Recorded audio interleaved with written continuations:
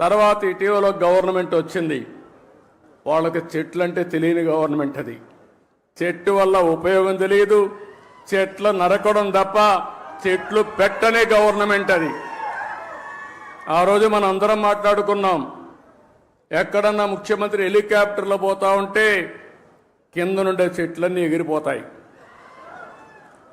ఈరోజు నేను వస్తున్నా, మా ఉప ముఖ్యమంత్రి వస్తున్నాడు, ఎక్కడైనా ఒక్క చెట్టు నరుకుతున్నావా తమ్ముళ్ళు చెల్లెమ్మలు మీరే చెప్పమని మిమ్మల్ని అందరూ అడుగుతున్నా.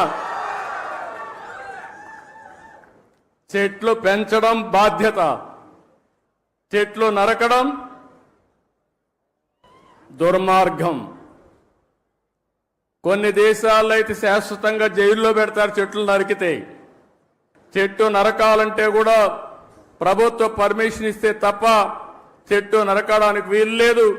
చెట్టు నరికితే మనిషిని చంపినటువంటి నేరంగా చిత్రీకరించి వాళ్ళపైన యాక్షన్ తీసుకునే పరిస్థితి వస్తుంది.